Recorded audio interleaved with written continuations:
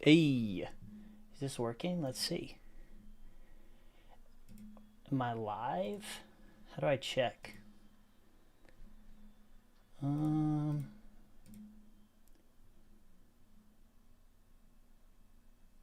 oh, live now.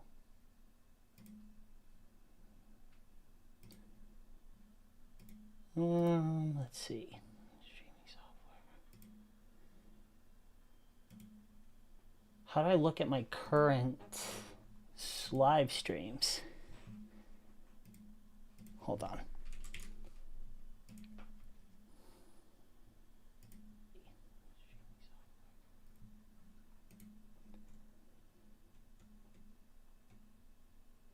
Okay, there we go. Nice. Okay, what's up, guys? I'm going to give a live streaming a try. I'm just going to look at some of the upcoming scooters that I'm going to be reviewing on the channel, and then if anyone pops in and has a question, then we can answer that. Now's the time if you want to ask me any questions about hello, Don Scott. There we go. Yeah, if you guys have any questions, I'm happy to answer them. Now's the time if you want to ask me any questions about, like, if you have two scooters on your mind or whatever. I get lots of questions like that, and I'm not able to always answer those. Sup, London boy? Welcome to the stream. Welcome to the stream. So I just want to take a look at some of the scooters I have on hand that I'm planning on reviewing. Kind of take a look at them ahead of time. We've got the Emove Cruiser. The dual motor version just came out, and that just arrived. So I'm excited to take a look at that. Let's see. Let me switch this over here.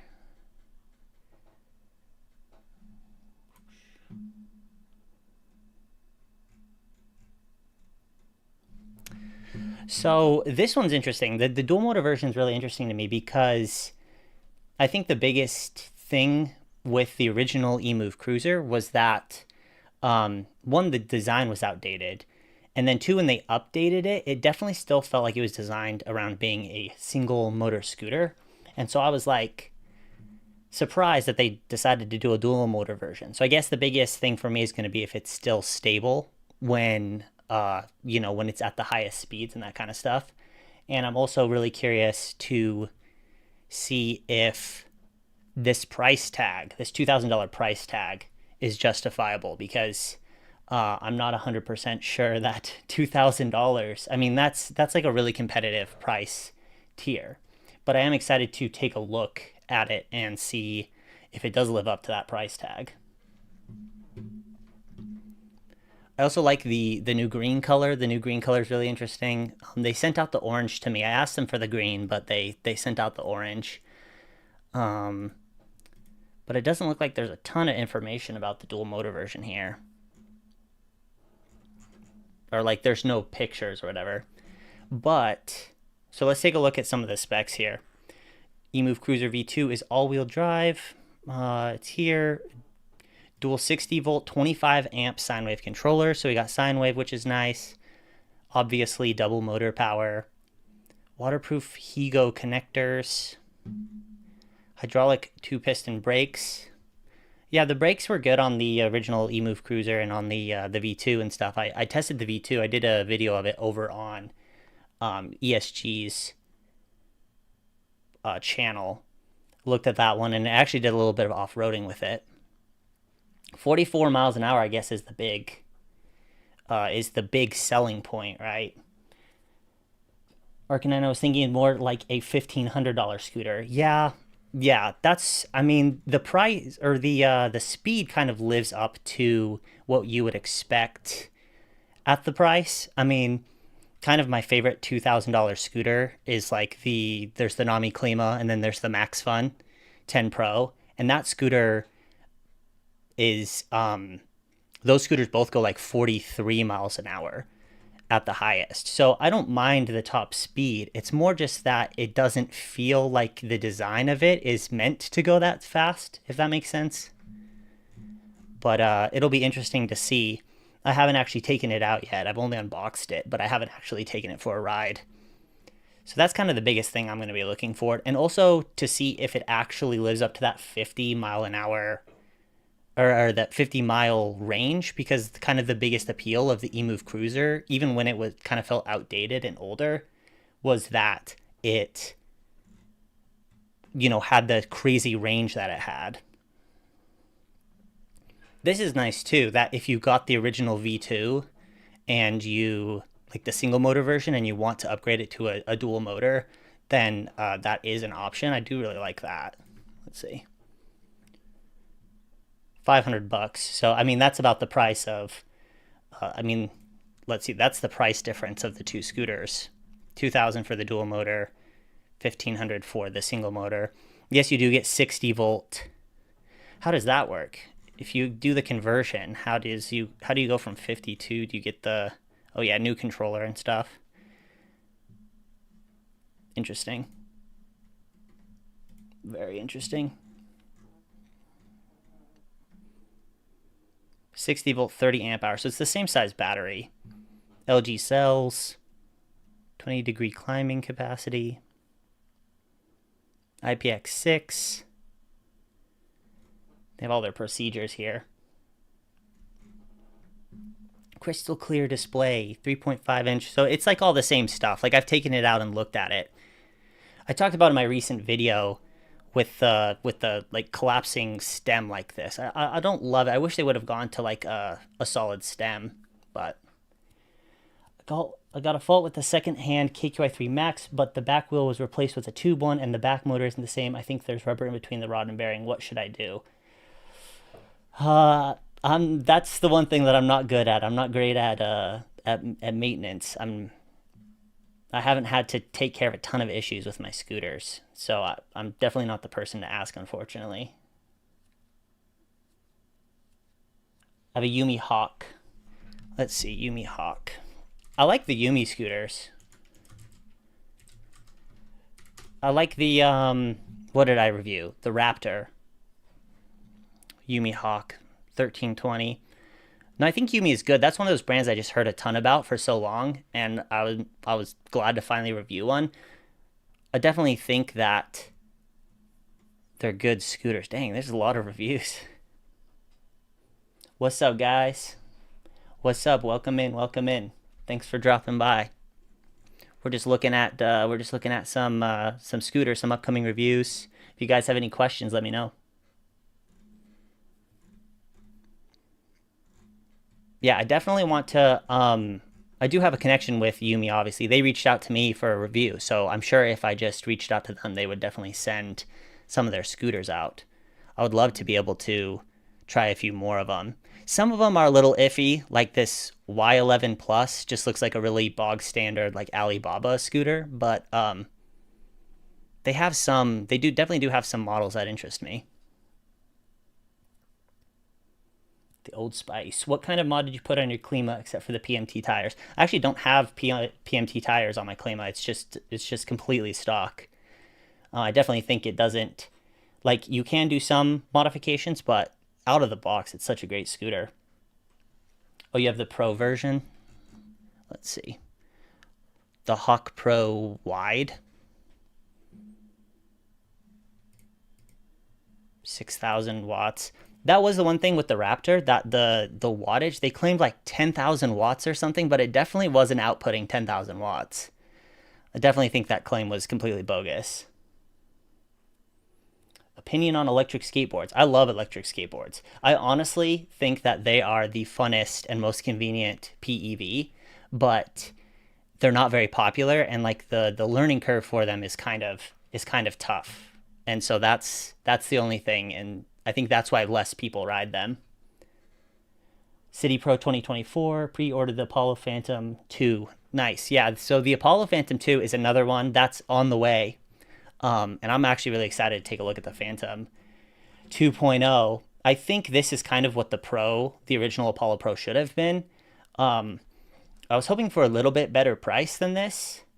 If it really is, like, the retail is going to be $3,000, I was kind of hoping it would be under that $2,000 mark, but I guess the price doesn't surprise me that much. Ehora Tiger King. I've heard that brand. I'll have to, let's see, let's take a look at it. Tiger King. That's another one of those brands that I hear a lot about. A lot of people saying good things. Okay. Oh, actually, no, I had this brand reach out to me. I actually responded to these guys, but they never got back to me. But yeah, they're like the rebranded Highly scooter. Maybe this is their consumer branch. Mitchell actually going live. Yeah, I'm live. Thanks for tuning in, guys. V6 swapped electric board 0 to 30 is okay 4 seconds. Yeah, that's fast. That's fast. Yeah, electric boards are a ton of fun. I did a lot of, well, not a lot, but a little bit of electric board content earlier in the life of my channel. It just didn't garner enough interest. But definitely a ton of fun. You should definitely try PMT tires on the Klima. It's such an upgrade in comfort for real. Yeah, I like them I have them on the Max Fun, the 10 Pro. They came stock with them too, and they're definitely good. I just got a Wolf King GTR, still waiting for it to be shipped out. Nice. Yeah, the GTR is nuts. I still prefer the GT Pro just a little bit, just because of the dimensions. But if you're a shorter rider, the GTR will be plenty comfortable, and it's so good off-road. Like, the GTR is my favorite off-road scooter, and it's not even close. Such an absurd scooter. What do you think of the new VMAX VX2 4B and the VX4? Get either one of those when I forcibly crashed on those tree to the suspensions. Oh yeah. Yeah, that's the only thing about the VMAX scooters is that they are the suspension. They're like suspensionless, and they're a little quick to not have suspension. Let me check out do they have any information on them? The VMAX VX2 4B. VX2 4B. Is this secretly Paul's burner account commenting this? Yeah, just kidding. Oh yeah, look, here's Paul at CES. Should look up the Radium Mach 1. It's a great board. Search it up. I think you'll like it. Okay, yeah, I'll check it out. Radium Mach 1. Lots of good boards out on the market. And they're like such good prices. Let's see. Elastomeric suspension. Geared motor.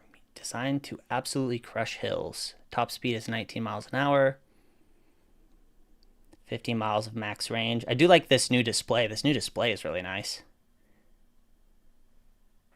$900. I bought Max, but better. That is so nice. That is like the price point that has gotten so good over the past few years. Like that $1,000 price point is awesome. There's so many great options. I'm really hoping that the new Segway Max G3 comes close to that $1,000 mark and doesn't, go too far above it. Okay, the 2B start at 1,100. 33 mile an hour top speed. Yeah, I really like VMAX scooters. I've reviewed a couple of them, and I reviewed a couple over on ESG's website.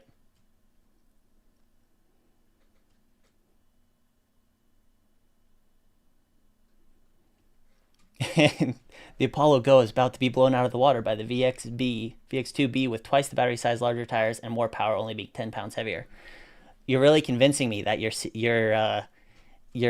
either Paul on his burner account or you're secretly a VMAX employee. Unless you really, really like VMAX.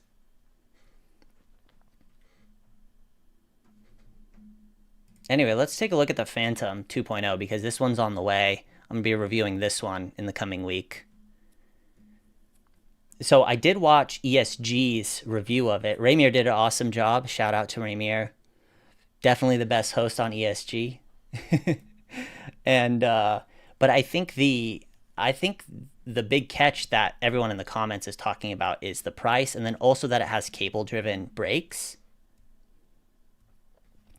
Big Boys PEV, I don't know when they're releasing the Segway G3. I actually don't have a line to Segway. I was planning on just buying the scooters because I don't really have a connection at Segway, so I don't have any sort of inside look at it, unfortunately. Getting an iScooter W8. Let's see what that is. Is that one of those Amazon scooters? W8.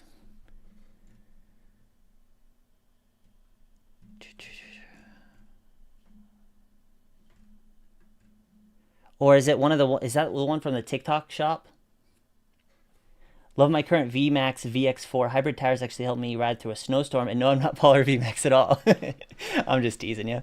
Uh, nice. Yeah, no, the VMAX scooters are great. I actually do really like VMAX, and I definitely would like to review some of their new scooters once they come out. So yeah, I'll definitely take a look and reach out to them, since see if I can drop Paul a line and get some VMAX scooters in.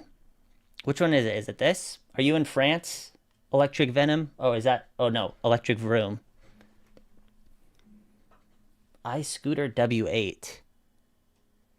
This looks a lot like a scooter that I that I bashed pretty hard on my channel. I did a video a long time ago about the worst scooter I ever reviewed. It looks very similar to that one.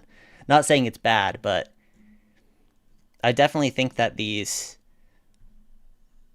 i10, which one is it? The W8.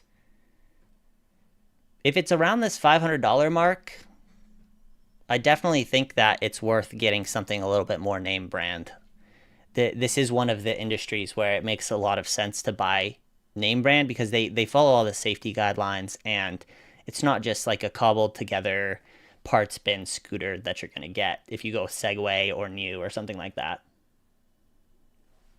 Which one are you looking forward to the most?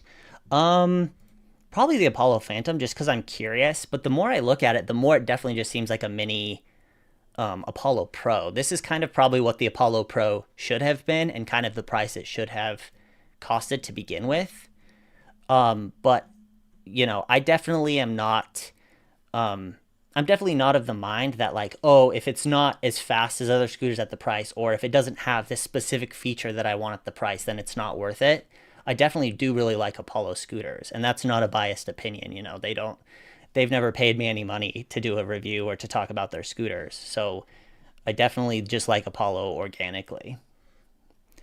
So this is definitely one that I'm very interested to get my hands on, because it's just one of those things that, like, the old Apollo Phantom was kind of the last remaining scooter that Apollo, as far as I understand, didn't design themselves, or didn't have as much of their own, their DNA in it.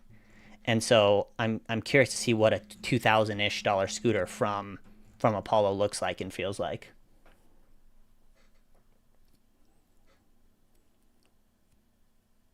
What I love about the new VMAX scooters is their mullet drum disc brake setup, cutting half of the maintenance hassle for the front brake while retaining bite at the rear disc.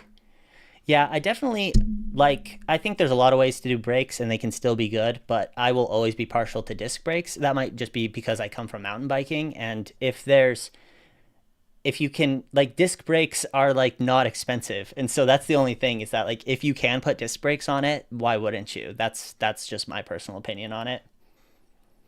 Apollo's a great company, just wishing they'd make a good twin stem trail scooter. Yeah, I think they could do a fantastic job, but they're definitely in the market of, like, commuters. They're trying to be the Apple of the scooter world. They really care about having that sleek look that, oh, I'm the cool kids. All the cool kids have Apollo scooters. And that's not a bad thing, but I definitely think they could make a really good monster dual stem scooter for sure. Any opinion on the Teveron Fighter Mini Pro? I don't see a lot of reviews or riders in the US market with them. I don't know if there's a Teveron distributor yet. I think Voro is planning on distributing Teveron. Let's see. Yeah, Teveron coming soon. The Fighter Mini Pro. I think also maybe Mini Motors USA distributes Teveron. I tried the what's the big Teveron? I don't think Mini Motors USA. I don't think any of the big, I don't think they carry any of the Rover on Cute. Oh, that's kind of funny. We should look at that one. Yeah, they did carry Teveron, and then they went to all Dualtron, because I think they had a little bit too large of a lineup at Mini Motors USA. Let's look at the Fighter Pro though here. Fighter Mini. Is it the Fighter Mini Pro? Yeah. Rideology. Oh, looks like there is a distributor. Yeah, this looks sleek. as I understand it, like the little experience I have with Tevron is like it's Dualtron but better. I don't mind Dualtron, but I'm definitely not the biggest Dualtron fan, and that's why I liked Roveron and stuff. Like it felt like a Dualtron, but it didn't have all the issues like the flexi stem and the kind of outdated stem clamp and handlebar setup. You know, let's see. Oh yeah, I'll check out that board in a second. Where was I? Oh yeah, let's look. Yeah. So anyway, I think I definitely want to get my hands on one once Voro gets the Tevron models, then I'll definitely reach out to them and ask them to send one of them out because that's another one that I just see so many people talking about it. Another brand that I see so many people talking about. Let's see. Radium Mach 1.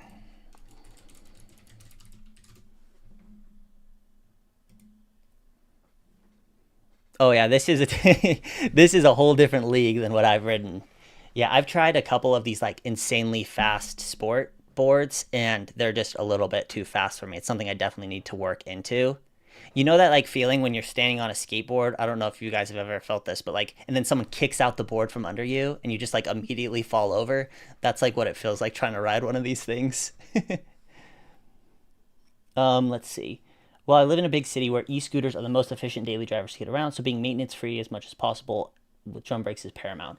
Yeah, I think that like it you can have disc brakes that aren't very high maintenance. That's why like hydraulic disc brakes are so great. Like yeah, occasionally you have to bleed them, but most of the time you can just top them off with oil and you don't have to do that very often. And then they self-adjust to the discs. So like if the pads are if as the pads rub down, they'll self-adjust. Whereas the cable-driven ones definitely are a lot more finicky and definitely require a lot more daily maintenance.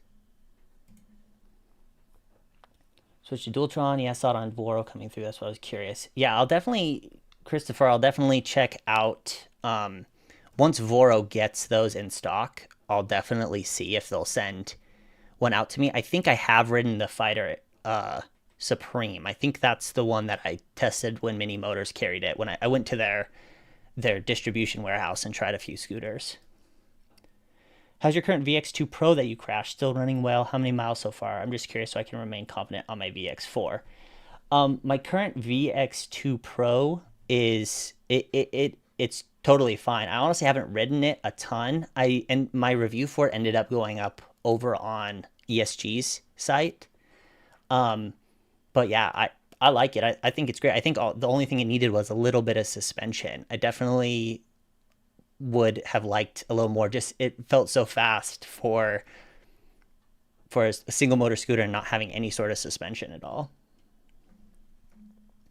Let's see. Let's take a closer look at the Phantom now. Jumping around. You guys are more than welcome to keep asking questions though. Apollo Phantom 2.0 redefines power through precision-crafted engineering. Choose the base model with dual 1750-watt motors or the Stellar model with dual 3350-watt motors powered by Mach 3 control technology. The Stellar reaches a top speed of 53 miles an hour. So they're talking about the Stellar version, which is the fast one. I'm really curious if that is going to be that $3,000 mark and it's kind of going to be in line with the Apollo Pro, except it should be faster. Let's see. What are your thoughts about the upcoming Segway 3rd gen scooters? So I actually did I did videos on my channel going over each one of the Segway, the new models that are coming out. So you can check those out. But overall, I'm really impressed. The only thing I'm worried about is the E3 models. They changed the folding mechanism. Not a huge fan of that style of folding mechanism that they changed to. But I think the G3 is going to be a fantastic scooter. And I'm definitely going to see if Segway will send one out to me, and if I can't get in touch with them, then I'll just buy one for sure. Yep, the suspension of the VX4 actually saved me from losing control, hitting a utility pothole in the dead of night. Yeah, I tried out the VX4 at Micromobility, one of the Micromobility expos, and I really liked it. That was actually my very first contact with VMAX ever. I think, as far as I know, VMAX like manufactures their own scooters and that kind of stuff. So it's really nice to like not just be a distributor, but actually have some control over how their scooters are developed. If I'm spending money, I would want a higher voltage. Yeah, yeah, I could see that. I mean, I think it's kind of a tough subject because I'm not a super expert in terms of electricity and that kind of stuff. But as long as I don't know, I think 60 volt is fine. I feel like the higher voltages are nice. In theory, they're more efficient and they have less battery fall off and that kind of stuff. But I definitely think that if done correctly, you can go with lower voltages. I know most of Segway's line for a long time has been really low voltage, so low that they won't even tell you what the voltage on those scooters is. They're claiming a 0 to 30 of 4 seconds. So I mean, if that is actually true, then then 60 volts should probably be fine as long as there's not too much fall off on the back half of the battery. That would be like the biggest thing I'm worried about. Oh yeah, you're talking about the 52 volt. Yeah, a 52 volt scooter for $2,400 is is definitely a little iffy. But again, I think it all boils down to like people can get really caught up in the numbers themselves, but like at the end of the day, how the scooter feels to ride is what matters, and that's kind of why I've always focused on that in my reviews and that kind of stuff. I like really wanted to just focus on what it's like to actually ride the scooter, like rather than like, oh, this number is slightly higher than this number, therefore this scooter is better. I've never like thought of it that way. Let's see. I currently own a new KQI 100P and it's had a ton of problems with the battery, so I think it might be a fun project to upgrade the whole system. Any thoughts? The only thing is that such a cheap scooter, you might have to pour a lot of money into it if you're going to upgrade everything. It might be just worth to put that money into a new scooter, but if that's something that you enjoy doing, for sure. That sucks that you've been having issues with the battery. I really like the my 100 my I have a 100F and I really like it. So that really sucks. It's like trying on shoes but with expensive scoots. Yeah, I see what you're saying. Yeah. The hard part with scooters is that you can't like with shoes you can go in and try them on and it's so hard. Like sometimes you have to just rely on the the numbers that you see. Sometimes that's why people, kind of get obsessed with those numbers because you can't, it's hard to just go and try all these scooters and go, okay, this one fits me best. This one feels the best. And it's also hard to necessarily trust reviewers. It's hard to know, like, okay, what reviewers are being honest and what reviewers are being swayed by the brands behind the scenes, that kind of stuff. It's unbelievable how e-scooters came a long way in terms of reliability in just a few years. Your first few years I watched showed your struggle with constant maintenance and hassles back in 2020. Yeah, that's kind of, I touched on it a little bit in my recent video going over the best and worst features because it's crazy how fast scooters have evolved in such a short period of time. Um, and I also think that it's nice because it leaves the people who aren't willing to innovate in the dust, and that's why I think a lot of scooter brands are struggling right now. Is because well they rode the wave of COVID sales, and then when things dropped off, people have so many more options now and different brands to choose, and the ones that have stopped innovating and improving are the ones that fall away. I wish T-Wing made a cheaper, lighter 6,000 watt baby GT. I love the GT you reviewed, but I want something smaller and more nimble. Yeah, I think it's hard because that design itself is just like going to inherently be large and bulky. But with T-Wing, I actually really like is it called the GT4? I test rode the GT4 for a few days when I was back in San Francisco. I just borrowed it. Yeah, I actually really like the GT4. This thing is deceptively fast for $950 too. Might need to reach out to T-Wing and see if they'll send me one of these to test out long term. But I was really impressed with this thing. There's one that's just called the Mars. G Space is the one who actually makes it. I think T-Wing is the consumer. I could be wrong, but I think T-Wing is like the consumer brand for G Space. I think they're connected. I don't, but T-Wing might just be rebranding the scooters. I'm not entirely sure. Let's see. Do they just have the regular Mars? Let's see. The G Space Mars. G-Space Mars scooter.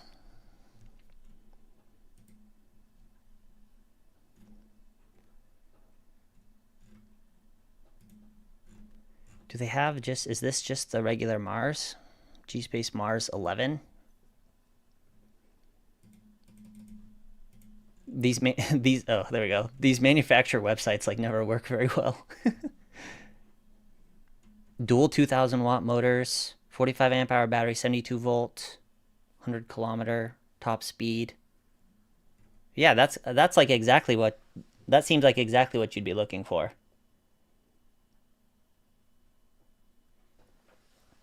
I remember getting a Razor push scooter back in the day and never thought in the future they'd make electric motor scooters that go 60 miles an hour. Yeah, I think I still have like a memory when I was really young of like riding in the backseat of the car and seeing someone on like a motorized. They had like, it looked like they had modified like, it wasn't a Razor scooter, but it was like similar design, and they'd put like a little like lawnmower motor on the back, and I was like, that's genius. Like I bet that's so much fun. And then, flash forward to now and we basically have that, but in a much less noisy package. Lucky that my first scooter was a reliable Segway Mars or Segway Max G30 LP back in 2023. All my e-scooters are tubeless tires and stem that only fold to the deck, not by the neck. Reliability is reliability is my number one priority. Yeah. Yeah, I agree. Like reliability, and then just like it gets to the point where like you ride so many scooters, at least for me, where you stop caring so much about the numbers and about like the little things, and you just want a scooter that is reliable and is comfortable to ride, and you don't have, if you can have peace of mind while riding it, that's all you care about. And you care less about like, oh, this has a 0.125 second slower 0 to 30 than something I could have got for the same price or whatever.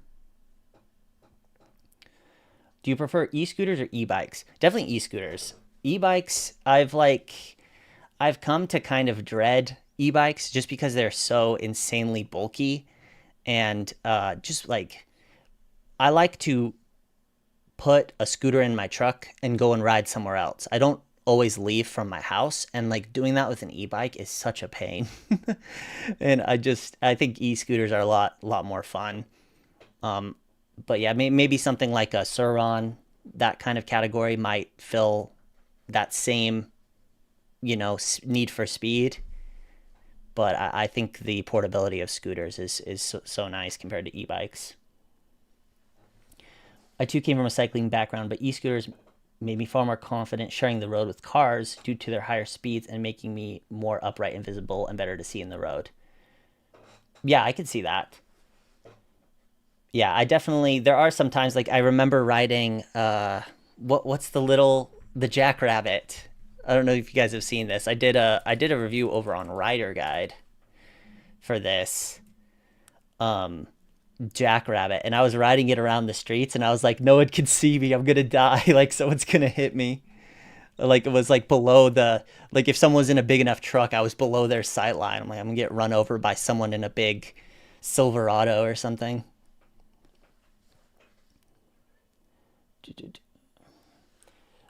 iX3 electric scooter, please, I beg you, can you buy me the scooter? Yeah, I'll buy it for you right now. Here we go, let's get it. iX3, you didn't give me a brand. The BMW iX3? I don't know if I can afford a car. Let's see. Yep, a 63-pound e-scooter is more portable than my 30-pound analog bicycle. Yeah.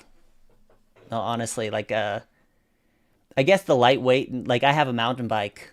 I have like a fixed tail mountain bike that I ride sometimes. And I do like how light that is, but I still sometimes I'm like, this thing's so bulky. I just wish I could fold it up and put it in the back seat of my car. Do you think the Nami Klima or the new Apollo Phantom 2 is a better purchase right now? So I have the Phantom 2.0 on the way as we speak. They should be arriving any day now. So I'll be able to answer that question better. I think it depends what you value. For me, it's going to take something very special to beat the Nami Klima. I love that scooter so much. But I do think that if it lives up to this, what was it, 4 seconds, 0 to 30? Oh, that's the Stellar. The 52 volt. I think Rainier did the 0 to 30 time on this. What did he say the 0 to 30 time was? Oh gosh, ads.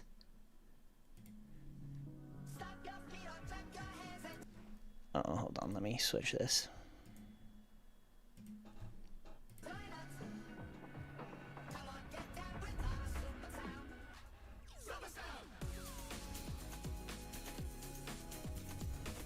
Speed test, you need enough road to get to full speed. Not really worrying about the walk. Go. Move, move. Did he? I saw the 0 to 30 All right, we're already up to spec 20. in here somewhere. Still going. He's still going faster. And it's stable, too. Not really worrying about the walk. Top speed. Oh, here we go. From 0 to 30, 6 seconds. Now Ramir's a big dog by his own terminology, but 6 seconds is just a little slow for the price. Now I know that Apollo that's not their thing. It's like having these crazy sports scooters, but once you get over $2,000, you kind of start to expect a little bit more sportiness.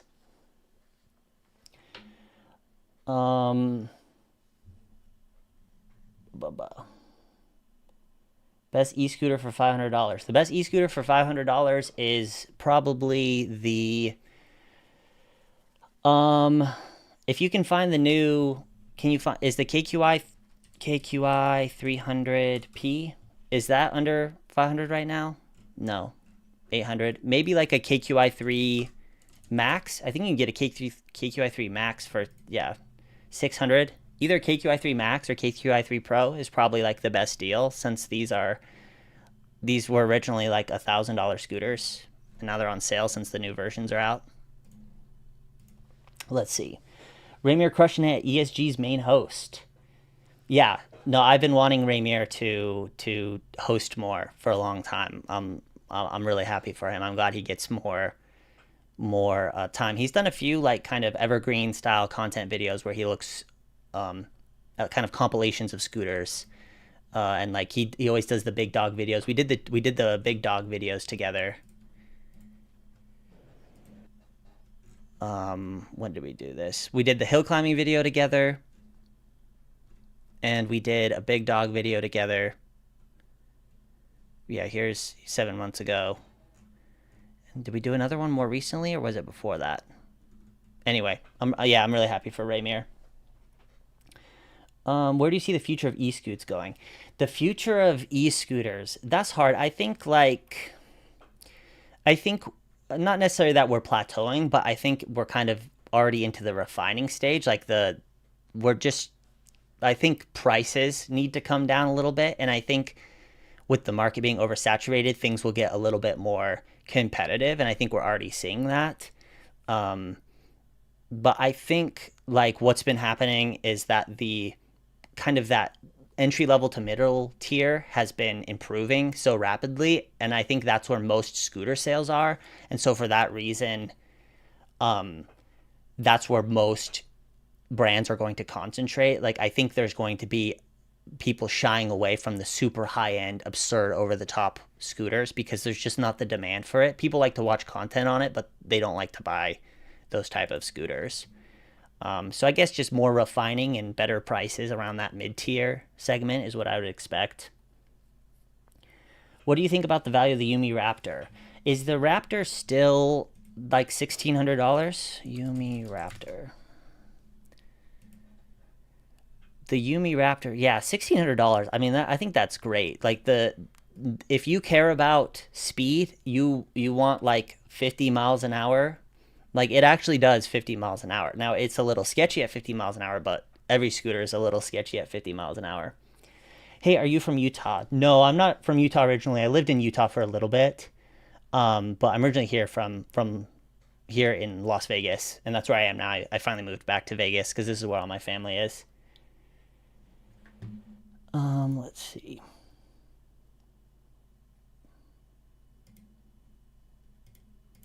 Okay. That guy will stop spamming me to buy him a scooter. Let's see. Oh, I missed this one. What do you think the max speed of 15-year-old should go? I'm scared to crash, but right now I have a Segway F2 Pro at 20 miles an hour, only around my neighborhood for fun. Yeah, I definitely think that um, 15 to 20, once you get above 20, it starts getting a little sketchy. You definitely want to like build up a little bit of experience before you get into those higher speeds. But I mean, if you get comfortable on it, then yeah, higher speeds should be more attainable. You know, obviously just be safe and gear up properly. E-scooters should be refining into vehicle grade status such as waterproofness and durability. Higher prices, one should master that trait. Should be refining vehicle grade. Yeah, I mean, I think it's hard to say. Like, it just depends what the demand is. And it seems like Apollo does do a good job of kind of bringing that level of like automotive grade quality to it, and you know, giving the UL certification and the IP ratings and that kind of stuff. Um, but I think there also will be a market for people that just care about going out and ripping around and like care more about like acceleration and top speed to a certain extent and like having amazing suspension. I think that's why Nami is still doing so well and like is so well regarded, is that they cater to the enthusiasts. So I think there's both sides. You've got your commuter side, which Apollo does a great job of appealing to. Like, this is a long-term scooter, good quality, and it's easy to maintain and it looks good. And then you have your enthusiast side. And I definitely think that both sides will continue to develop. But I don't necessarily think that the enthusiast side needs to go automotive grade quality and necessarily have like crazy high IP ratings and that kind of stuff. I think there's still a market for just like, I want to go out and rip around and have the best sports scooter. Have you heard of a company called Weeped? Yes, I have. Yeah, they're the ones that do the absurd 80-mile-an-hour scooters. These are absurd. Like, I think this is like one of those things that when you first learn about scooters, you're like, this is sick. Like, this is my end game scooter. But at the end of the day, it's like, it just doesn't make any sense. Like, I hate when people say like, oh, you should just get a motorcycle for that price. But this is a case where like, as soon as you get to $8,000, $10,000, you're like, yeah, that's like, if you want to go 80 miles an hour, you should probably just get a motorcycle. But they are crazy to look at, that's for sure.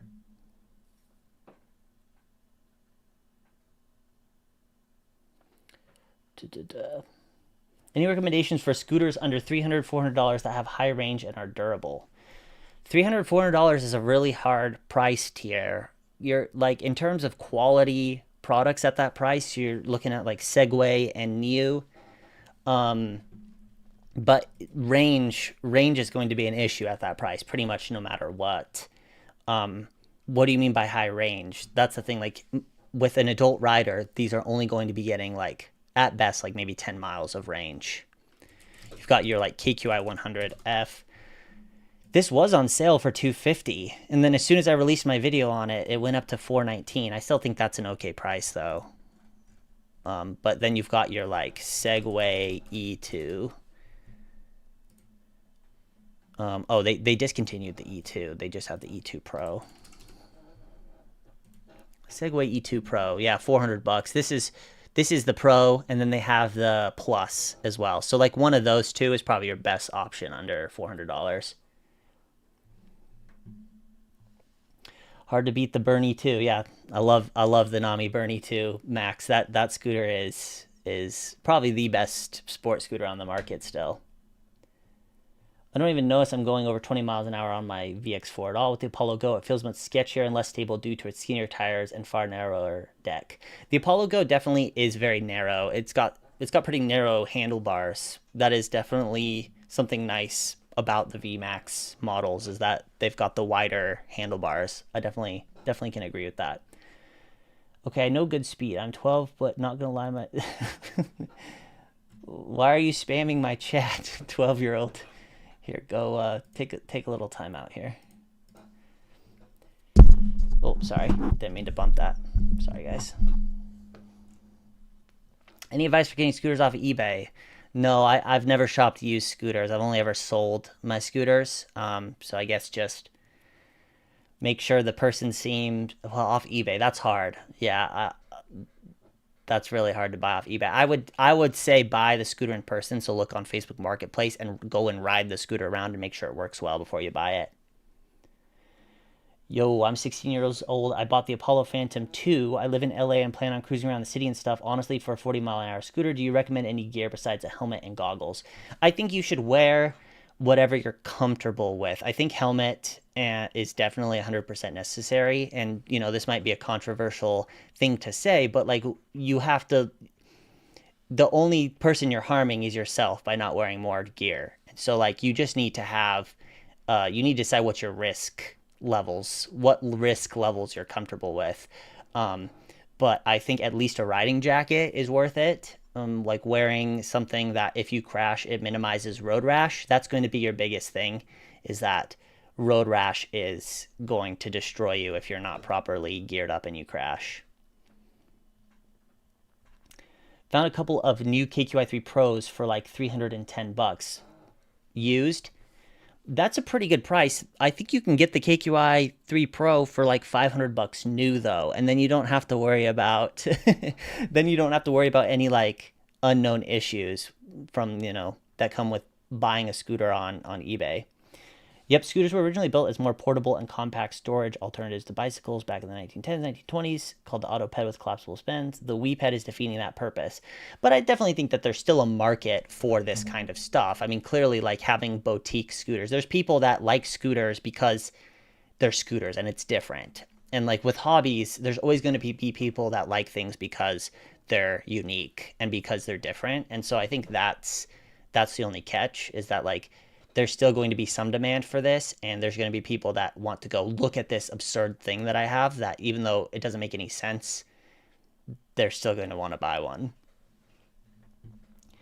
Are you going to review the new 2025 Nanrobot LS7 Plus 72? Um, I don't have a fantastic relationship with Nanrobot. Every time they've reached out for me to review, they've been very manipulative, and they've asked me to say, like, they've wanted to send me a script and tell me what to say and that kind of stuff, and I've just told them no. And so they've refused to send me products unless I say what they want to say. And so that's the only kind of reason that I haven't done any Nanrobot stuff and kind of have a negative opinion of them, because I just don't like that kind of manipulation, to be like, oh, you have to say these things. Like that's like one of the strict requirements I give the people I work with, the brands I work with, is that I'm not going to say anything that you tell me to say. And Nanrobot was trying to step all over that. I also was a smaller creator when they originally reached out. Maybe I have more power now where I could go, will you send me a scooter and I'll just review it? But yeah, probably no plans to review that one in the near future.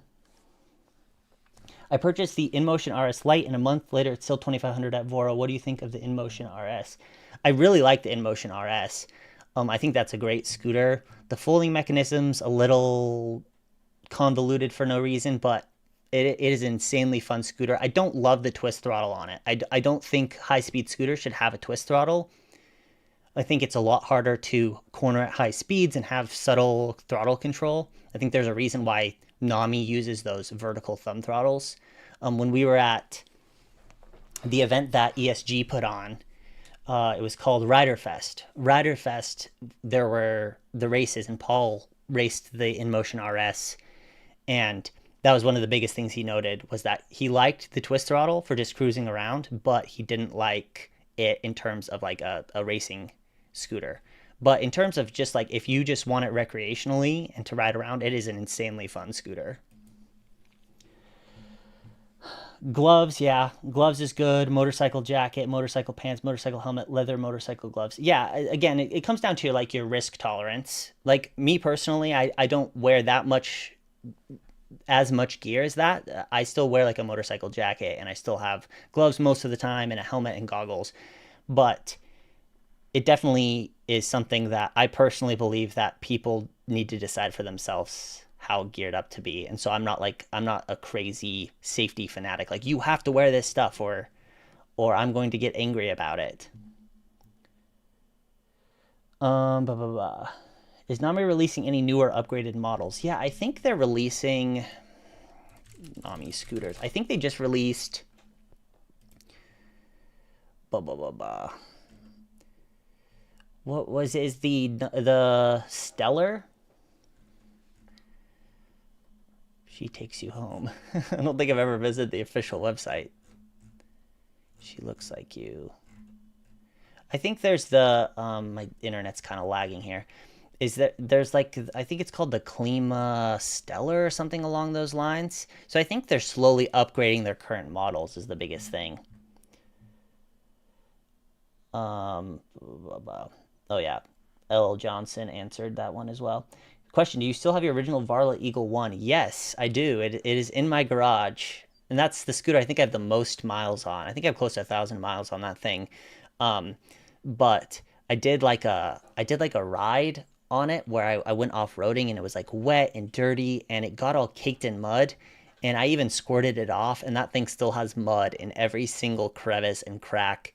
And then the new 2.0 came out, and so it's definitely just been sitting in my garage for like years at this point, unridden. But I rode the crap out of it when I had it. Oh, Clash of Clans, ba ba ba ba. Them good old boys. The Stellar, mid-tier single motor scooter. Yeah, when the Segway F3 Pro comes out, I'll definitely get my hands. I have plans to at the very least buy all the Segway models and review them because I know that those are going to be something that people are interested in seeing. Let's see, the Nami Stellar. Yeah, I don't know if Supercell. Oh yeah, Wired Rides is the only place I think in North America that has any Nami products right now. I think Fluid does, but again, I don't know the situation of Fluid. I know that they filed for bankruptcy, and I think they're still shipping scooters. I think they're still shipping scooters, but I don't know if they. I don't know. It just depends how much you want to risk buying from a brand that might be going out of business. Nami Super Stellar. Oh yeah, it just looks like a Klima, but single motor. Easy to ride. This lightweight scooter is perfect for riding around town, especially on hills thanks to its impressive power and torque. Oh, is there a dual motor version? This says 2 times 1,000 watt, but this doesn't have a motor. Is there like a dual motor version and a single motor version? Or is this a typo? This might be a typo. Yeah, that looks nice. That'd be interesting.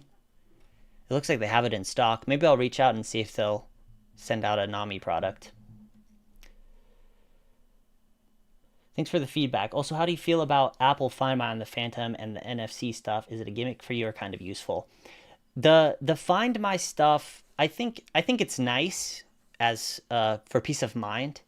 But if your scooter does get stolen, even if you can see where it is, I guess it's up to you if you want to go confront someone who has stolen one of your scooters, if that's something you're comfortable doing, and whatever risks come along with that. Because, but I suppose it's nice to just for the peace of mind. Same thing with the NFC. Someone could still fold down your scooter and take it away, so you should always be locking it up. Even if they can't use it after they stole it, it doesn't prevent them from stealing it. They might have better deals if they're going out of business. I heard that they're not going out of business, that they just filed for bankruptcy, and I don't know if some investors came in or what the situation is, but their website's just functioning normally and the prices look normal.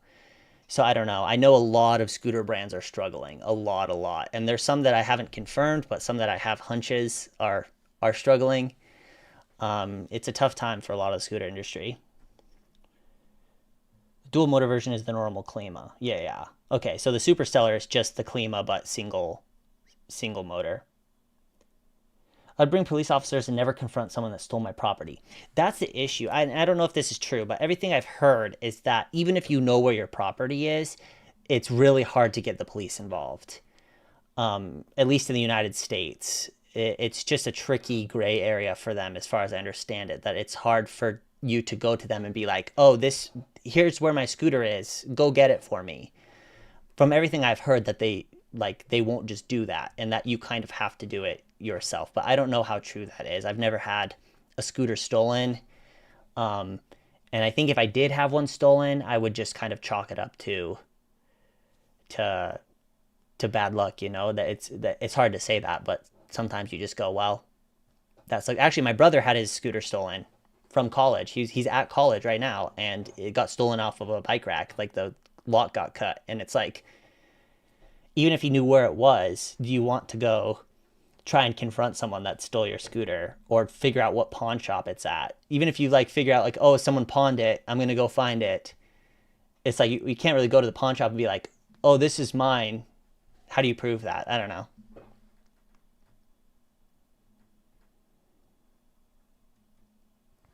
If I buy an expensive scooter, even with Find Mine NFC or electronic lock, I always lock it with anti-grinder U-lock. Yeah, I think that's the way to go. You have to lock up your scooter no matter what security features. And that's kind of the point I was trying to make in a couple of my recent videos. I think people think that like the scooter beeping is going to alert me that someone's stealing it. But like people who are stealing your property aren't typically on foot, right? If someone is going to steal a scooter that you've parked out in front of Walmart or whatever, they're going to pull up with their car, they're going to grab it and they're going to stick it in the trunk of their car and they're going to leave.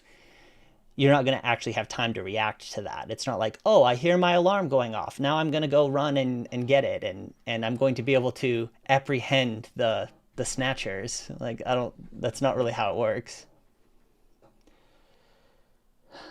What are your thoughts on Project Daytona? Nice Roma shirt. Thanks. Forza Roma, baby. Project Daytona, I don't know what that is. If I look this up, did I just get jebaited? Let's see. Daytona. Oh. Project Daytona Cabo GTR. Oh, it's the Emove. Is it Voros? Let's see. Let's watch this. Is that audio okay for you guys? It looks like it's not too loud.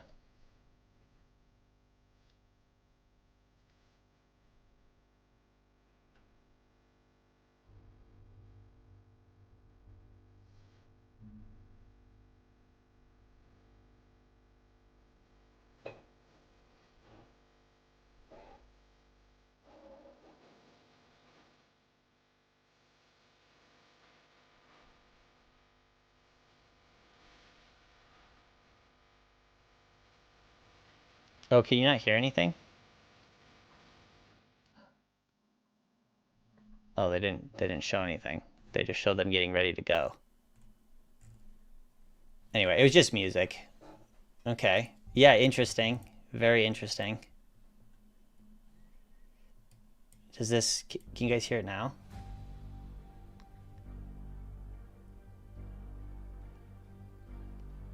Or it's just very low. Yeah, I think it's just low. It's loud in my ears, but I think I set it really low on the audio mixer. Yeah, it looks interesting. It definitely is. It looks like I mean, the Roadster is a great scooter, you know, but it definitely has its share of issues. It's definitely not a perfect scooter, and it's probably not worth the price they want for it. Most of these super scooters aren't. You kind of have to make some compromises. But I do like the dual stem, you know, like fully embracing like we want the maximum amount of stability. We want this thing to be an absolute uh monster at the high end. That's interesting. That's really interesting. Should be $4,000 per Voro Motors. 4,000. That's not bad if they can actually get it down to that price. But I feel like the early price estimates are always wrong. I mean, I feel like you hear like all the rumors about how much it's going to be, and then it comes out and it's like, oh, it's $5,800 because they didn't realize how much the R&D was going to cost. That's what you have to factor in is that like beyond just the price of the parts and the cost of manufacture, there's also all the money that goes into research and development of these scooters. But I will never poo-poo brands that want to do this, that want to develop new scooters and have a halo product, even if it's not practical to buy as a consumer. You know, there's a reason why brands like automotive brands have their halo products and these absurdly over the top, over engineered products that even if they hit the market, people aren't going to buy or can afford. it helps develop future products, and that's kind of what happened with this new Phantom 2.0. They developed the Pro, and now they have the Phantom, which is like all the benefits of the research and development they did for the Apollo Pro. You now get on the Phantom. Sub afternoon from Australia, M365 for life. Yeah, I don't. I've never ridden an M365. The OG. I don't think I've ever actually ridden.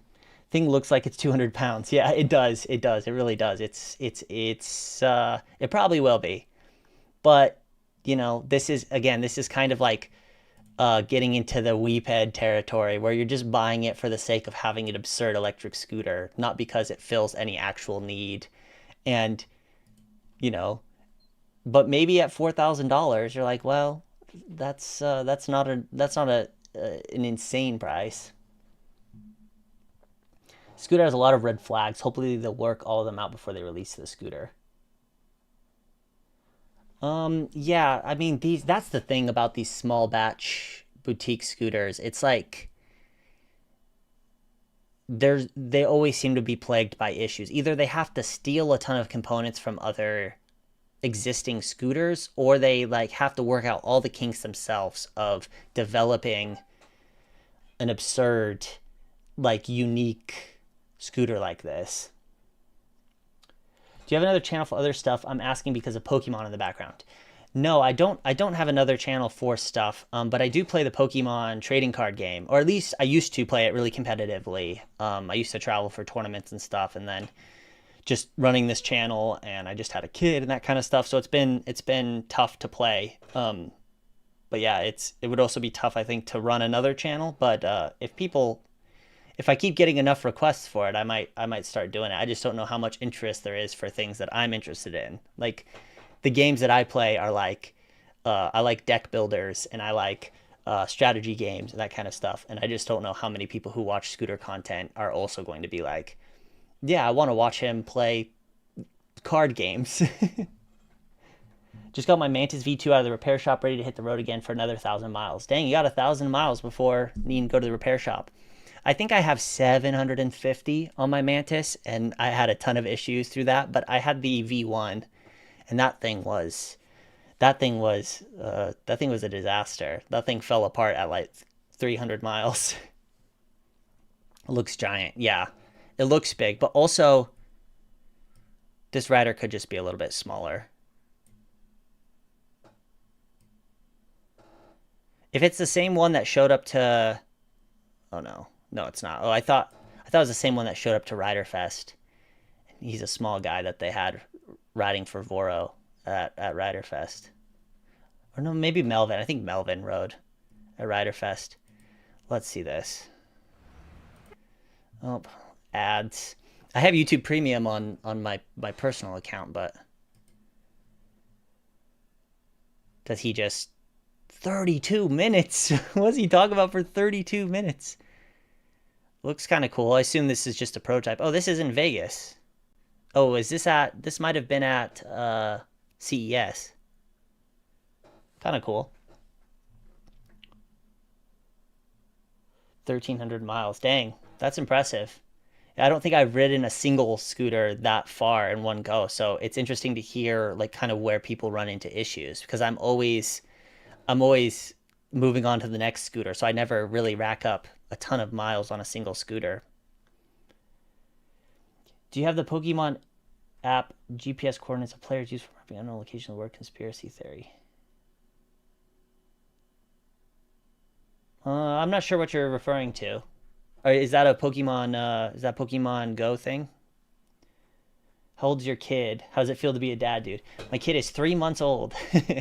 It's awesome. It's great being a dad. I love it. It's what I've always wanted. The only video games I played were post-apocalyptic games where e-scooters would be impractical. I quit gaming ever since getting my first e-scooter. That's funny. Yeah, gaming definitely fills most of my free time since I ride scooters now for a living. But yeah, I mean, if people are interested in and watching some video games. I definitely could try that. Try a little video game stream sometime. This tail looks nuts. That's the only thing is this angle. I don't like how steep the angle on this tail is. It'd be nice to see it a little flatter.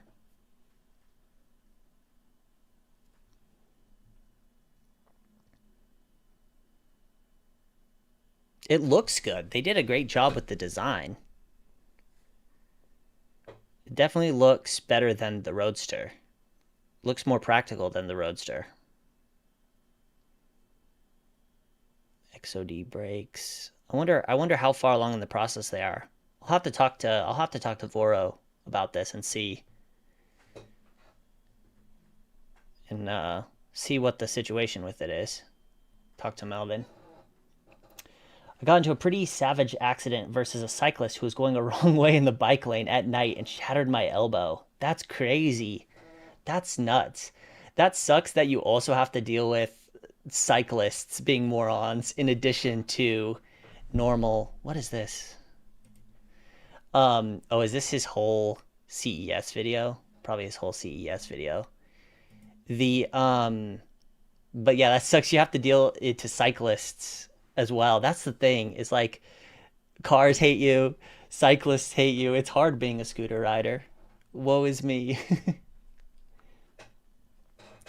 Recently got the InMotion Climber, really great at its niche of climbing, but kind of met otherwise, including brakes. It's not the Descender. What's the most niche scooter you've experienced?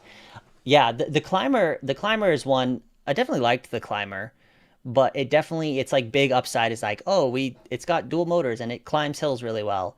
But oh, so there's the KQI Air, which is like $1,000. Well, so the carbon fiber version is like $1,400, and it's like just like a basically normal entry level scooter, except they've made it out of carbon fiber. That was pretty niche. And then we got sent this absurd when I was in San Francisco with ESG. We got sent this absurd like solar scooter. It's like a solar powered scooter. And it's like huge. It's this thing. Yes, it was literally this thing. This thing is, we laughed so hard. This thing came in the hugest box ever, and it's supposed to like charge itself, but it didn't come with a charger. And so we were supposed to like leave it outside, unsupervised, to just like sit there and charge. Something about the design is off-putting for some reason. Oh, you're talking about the Project Daytona. I kind of like it. I think it looks cool. Let's see. From big France from my electric warranty back up and running. Nice. Glad to hear your Mantis is working well. Looks like a G Space Mars InMotion RS Wharf GTR. Yeah, it looks like a mixture of a bunch of different scooters. This thing. Let me go back to the. Yeah, definitely a funky scooter, but cool. I like the all white. But yeah, this thing was stupid, but funny.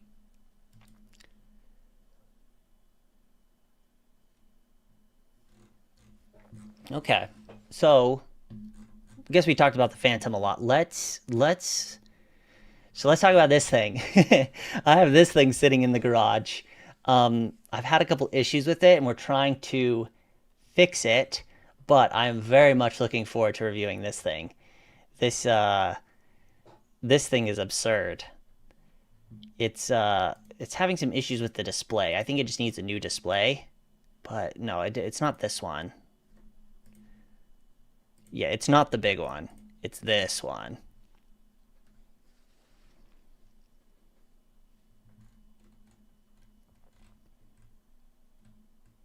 The only thing, 27 miles an hour. Come on, man. It's $4,000. You know, I'm the first person to be like, oh, speed isn't everything, but come on, 27 miles an hour. But I don't know if there's a way to unlock it. I haven't dived into it, but 3,000 watts. Maybe it's just the weight that it struggles with. I don't know. I'm not sure why it only goes 27. It's got to be just firmware limited. I'm curious, do you happen to know why Dualtron always seems to avoid using sine wave controllers? I think that from what everything I've heard is that square wave controllers are more reliable and fail less often. Though ironically, the only controller issues I've ever had was with my Roveron. Although I think those were sine wave, so maybe that's just confirming what they said. But I think that's the justification behind it. But it's I haven't had any issues with any other sine wave controller scooters, so I can't imagine that it's really like that big of a difference. It's got to just be cost saving measures, but I could be wrong. I'm not sure. Knock off Teveron Quad. Yeah, I've seen the Teveron Quad. I don't know how long this has been out for though. I don't know which one came first. Which came first, the Teveron or the X Quad 3000? Life's questions. Teveron Quad. Tetra. Oh yeah, similar. This thing's cool, man. This thing's nuts. Well, it's got a 4-motor option. That price is absurd though, but I imagine this thing's pretty fast. 55 kilometers an hour. No, it's still pretty speed limited. But yeah, I'm excited. I think the biggest thing is that like with this, you're getting you're getting it for like off-roading and like legitimate off-roading. Like the suspension on this thing is absurd. But I think that you're getting it for that reason. And so you don't care as much about like having the super high top speed. You care a little bit more about having, enough speed, but it's more concerned about torque, I'm sure. Funny story, but I limit my e-scooter riding and my bicycle because I don't think I'm getting enough exercise in the long run. Well, with e-bikes, you can get some exercise. You can click down the riding modes, but yeah, you feel like you're exercising when you go out on scooter rides, and I think you get elevated heart rate, but like you definitely don't get the exercise that it feels like you're getting. Let's see. Yeah, the suspension on this thing's legit.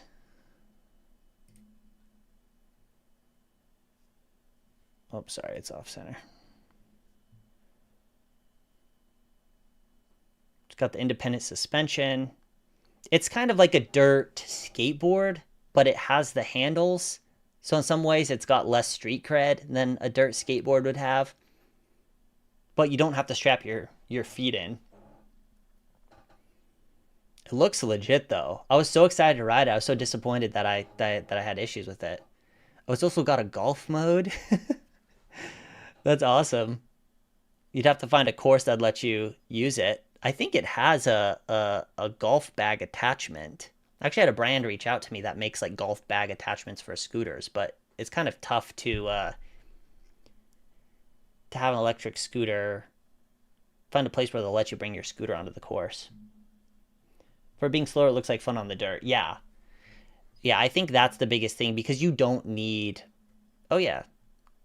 Looks like they have a golf bag mount. Yeah, with the lower speed, you don't need... Or with off-roading, you don't need the higher speeds, like because you're wanting to handle all the bumps and that kind of stuff.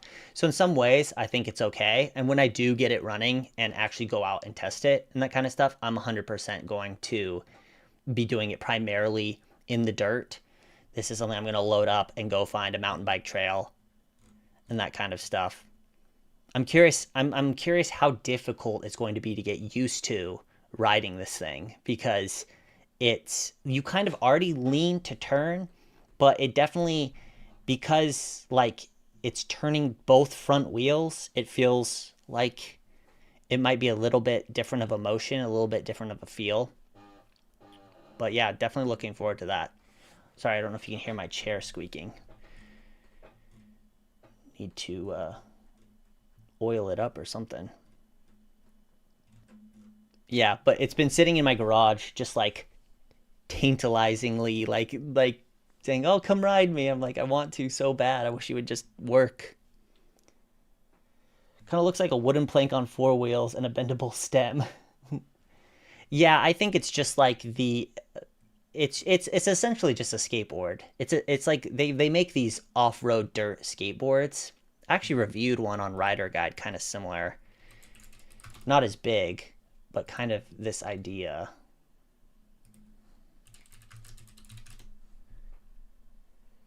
Let's see. Yeah, they had stupid ads. Let's see. Yeah, this Propel board. This Endeavor is sick. 4 grand brick. Yeah, essentially, it's a 4 grand brick. To be fair, I think it's partially my fault. I think I connected the wires incorrectly when I opened it up, and I think it might have shorted something. So that's not on them. That's definitely on me. But they're being super great and working with me to get it fixed.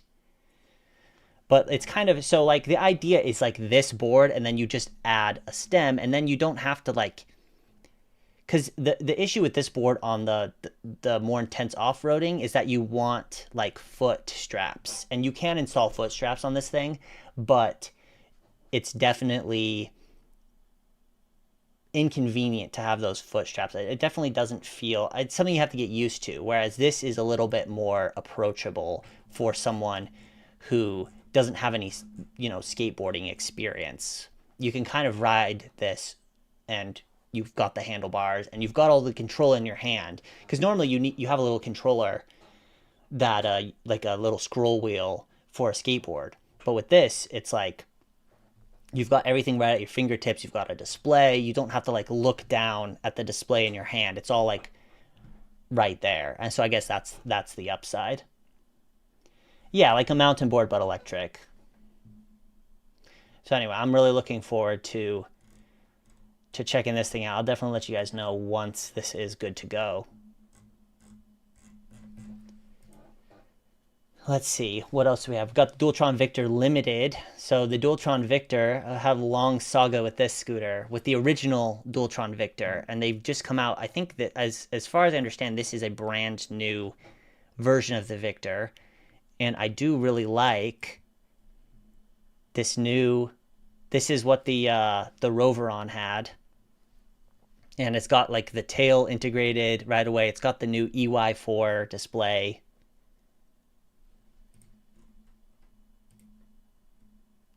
Proper stem latch, but $3,000. I mean, Dualtron's getting a little delusional with their prices.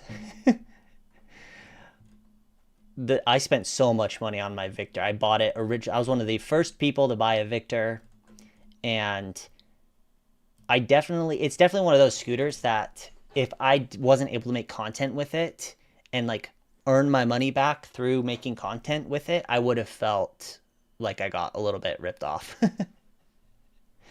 So glad I bought a Wolf King GTR instead of a Dualtron. Yeah, like I like Dualtrons. I'm pretty neutral on Dualtrons. I definitely think they're overrated, and a little overpriced, but I understand why people like them. But I definitely would take a Wolf King. I mean, at $3,000, you can go out now and get a Wolf King GT Pro.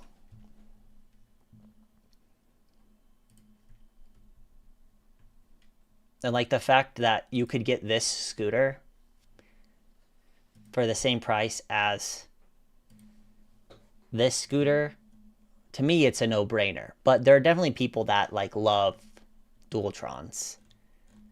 Very, very loyal Dualtron things. Not a lot of information on it, but I think Freshly Charged did a review on it. If only Dualtrons had tubeless tires. Yeah, I do like that they all have like those split rims, and like tube changes are easy, but I installed the Dualtron 3 tubeless tires onto my Victor, and I'm really, really glad I did. And I even got a flat with it. I even got a flat on one of them, and like all I had to do was repair the flat like you would like a normal tire. A little bit of slime, and it's been totally fine.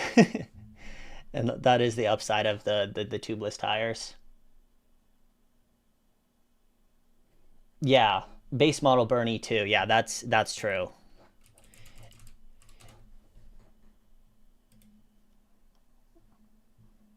Yeah, 2700 for a base E2.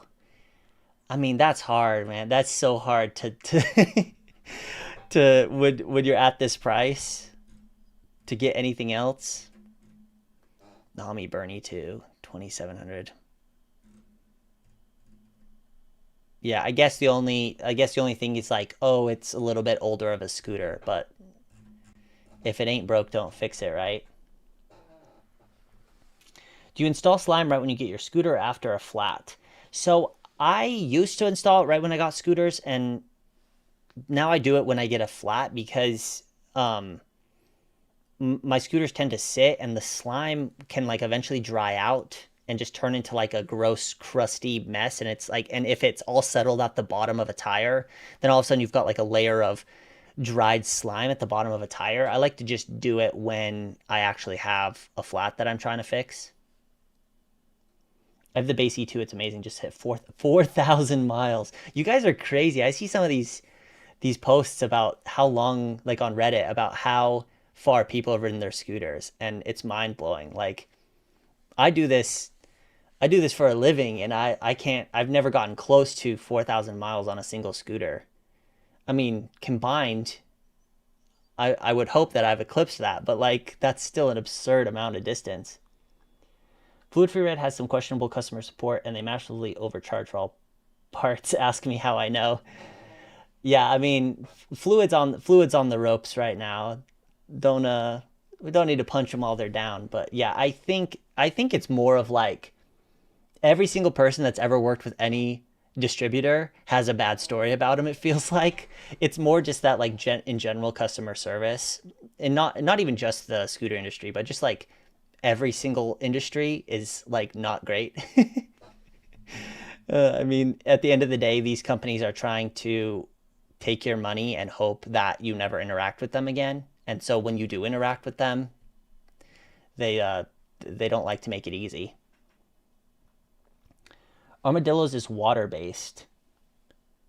So is Flat Out. 14 months too.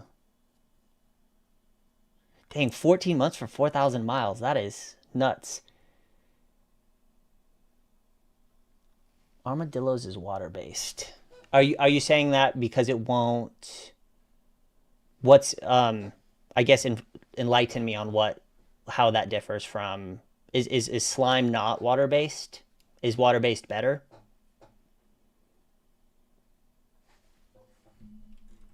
Let's see. I actually got a shipment of Armadillos. Just sent me out some of their stuff. I was gonna test it out for a video. I don't know how to spell it. Armadillos.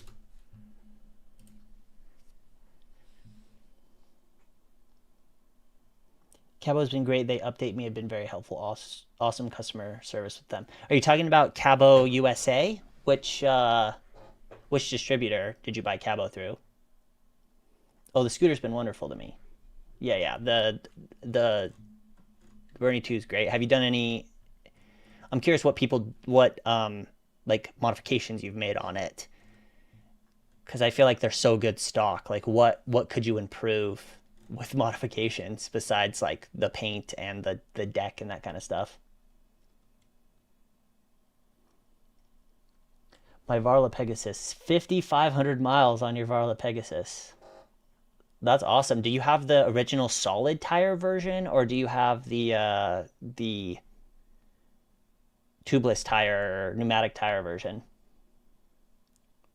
It's a tire sealant that doesn't harden dry out over time, except only at the puncture points. Gotcha. Like every time the slime has dried out on me, it's been like a long time. But the thing is my scooters will sit for a long period, like years sometimes in between using them, just because I have so many. And sometimes I'll be like, oh, well, I want to ride this scooter. Got like a hard chunk of slime sitting in the bottom of the tire. Yeah, I'll have to try out the armadillos and see if I like it better than just the slime. I always just use the slime because that's like what I've used on actual tire or car tires before. And I was like, well, if it works on car tires, it's got to work on scooters, right? Cabo USA, yeah. Cabo USA, I obviously don't have any experience with like their customer service because the interaction that I have with distributors is a lot different, being an influencer, and so they're definitely a lot more accommodating for me in general. So it's hard for me to know what actual customer service is like. So that's really good to hear that they're actually good to their real customers. I've had a complete 180 from what Arcanine had here with his Mantis. I think they remedied all the issues he dealt with on the V2. Yeah, I've heard good things about the V2. Um, I don't. We had one when I was in San Francisco. We had one in the office at ESG, but I don't. I don't think I ever took it out for a spin. But like the stem issues and like just the general quality issues with the V1 were definitely not great. And so I'm glad to hear that they remedied the V2. I pumped flat out sealant on my VMAX VX4 before my first ride as it's my near daily driver and it's water based. Original solid tire is the worst ever. I'll have to check out flat out. Flat out. Flat out tire sealant. Flat out. Is this made? Oh yeah, it's just like kind of a general all-purpose brand. Yeah, the original solid tires are definitely not comfortable, but I did like them because not having to worry about flats was high priority. But I'm curious, have they worn out over time, those hard tires? Have they like worn, has all the tread worn off of them? And like how would you go about replacing those? Would you have to replace the motors in their entirety? Also curious on your thoughts about the RX-7. I've heard a ton of negative things about the scooter, and they seem to be paid to say good things. So the RX-7, so at ESG we got that in right around the time that I was about to move here, and so I saw it, but I never got to actually go out and ride it. $4,000 for a scooter is a lot. That's like big expectations. Yeah, I definitely think on paper it has a lot of good things going for it. But like you, I've heard mixed opinions on it.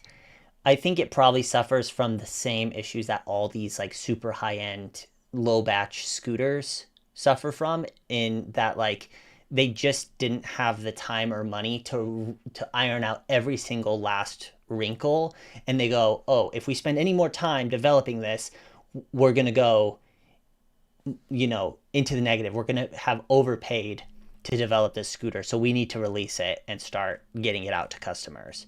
And I'm not saying that necessarily that's exactly what's happened here, but generally if there are negative things being said about it,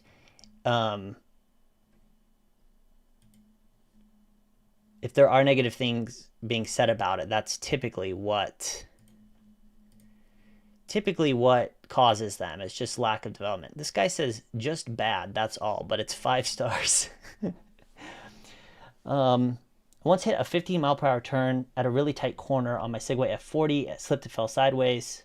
Main Street during rush hour. All the cars in traffic were laughing at me. I'm sorry, man. That sucks. Yeah, crashing is like, on top of being painful, is also embarrassing. And then like you got people that either laugh at you or like treat you like a baby, like, oh, are you okay? You crashed on your scooter? They're like, leave me alone, I'm fine. Even if you're not. The stem clamp is the only serious problem on the V2. They strip the thumb screws out eventually within a few months. Lack of quick disconnect for the motors is painful.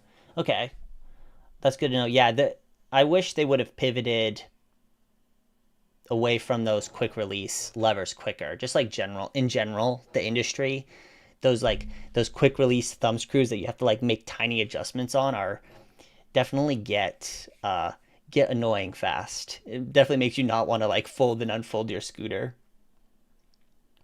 It's okay though, my thigh just had a bruise. Glad you're okay. Went on a 2-hour ride through the woods on single track one time. Got holes in my PMTs from large rocks. Armadillos got me home. Kept riding for another 500 miles. Nice. Nice. Were you riding on like slicks, like PMT slicks on a dirt trail on single track? That's impressive. If I can modify the motor cables with my own DIY disconnects, I'd probably never move away from my Mantis. Is that hard to do? Is that something that is like practical to do, to like to do your own quick disconnect on a scooter? That's interesting. Like I never considered that. I think that's like an aspect of owning a scooter that I'm not able to get into as much because I'm always moving on to the next one. And so it's interesting hearing people's long-term issues and like the features they wish it had. I never considered that the quick disconnects were so important. I've seen it a few times. Seen it on Reddit. Oh, interesting. Very interesting. Yeah, yeah. I recently had an issue with my dryer. I went to go plug my dryer in, and it literally exploded. And so I've been a little wary of electrical things. So like the idea of snipping the wires and doing like your own quick disconnect definitely definitely sketches me out. I don't know how or where to start, but I can dream. Let's see. Victor. I mean, that's pretty much everything I wanted to look at.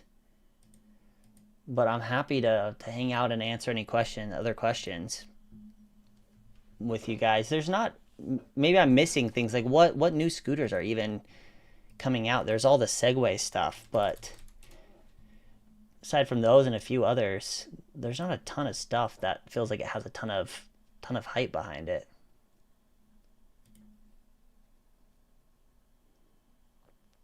RS5 Max. I like the RS5 Max a lot. That's a good one. I've no, I think that's definitely like the original, the RS5 when it was the RS5 and RS5 Plus, it had a few things that I didn't love about it, particularly like the cheap plastic thumb throttle, but the RS5 Max did a great job on. The price might be a little steep, 2300. This feels like it should be kind of more around that $1,900 to $2,000 range, but I don't think that the price is that crazy.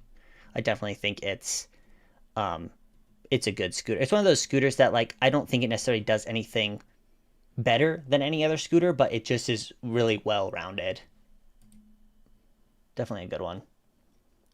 650 miles on my VMAX VX4 in over a month and a half.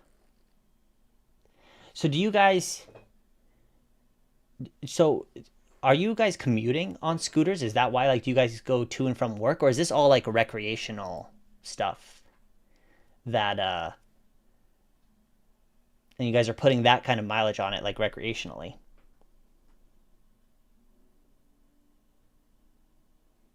Oh, the battery. Yeah, yeah, that's true.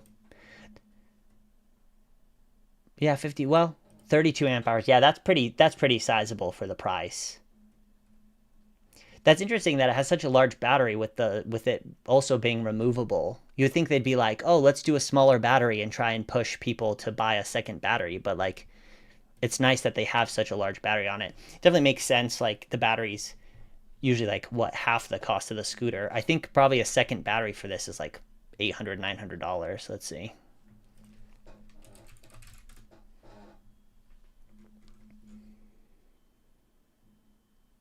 1400 for an RX-7 battery, X4 battery, D4 battery, LS7 battery, RS5 Pro. $600 for an RS5 Pro battery. So probably a couple hundred more for the RS5 Max. Commute 7 mile. Okay, 7 mile daily commute. Okay, that makes sense then.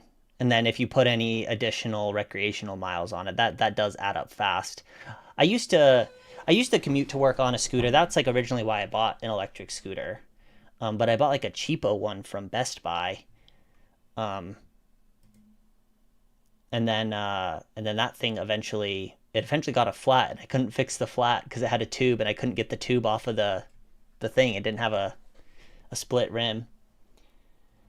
What are your thoughts on Surons and mini dirt bikes? Do they kind of give other PEVs such as scooters a bad reputation since they do ridiculous speeds and ride outs? Yeah, I mean, It's hard. It's a tough subject because like being in the industry, I don't think like I think people overreact generally to fast scooters and fast e-bikes and that kind of stuff. I don't think they're as big of a problem. Like someone will see one ripping around a bike path and be like, "Oh, like these are awful. Like we need to get rid of these." But like being in the industry, I think most people who own them are pretty respectful, and even if they are being irresponsible, they're not being any more irresponsible than a motorcycle rider.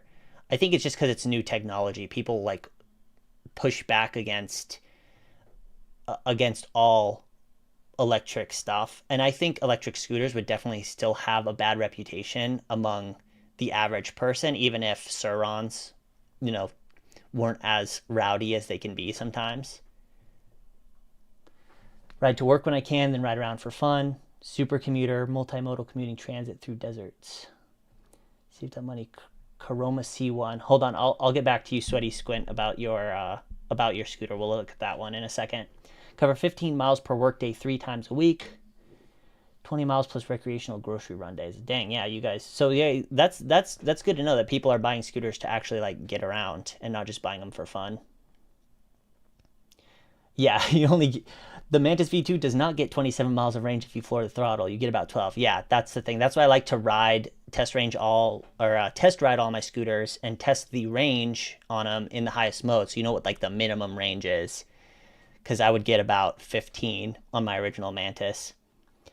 How fast of an e-scooter should you buy? I feel like 20 is too slow for you. Okay, so 20 miles an hour, like that's if that starts to feel slow, something around like 30 or 35 will give you a good adrenaline rush for a while.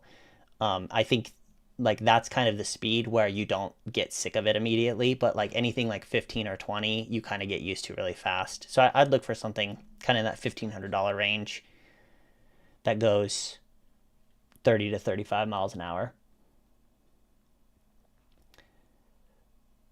Dual motor Cruiser V2 over single motor version. Yeah, so I'm actually going to be reviewing it. We were looking at it earlier.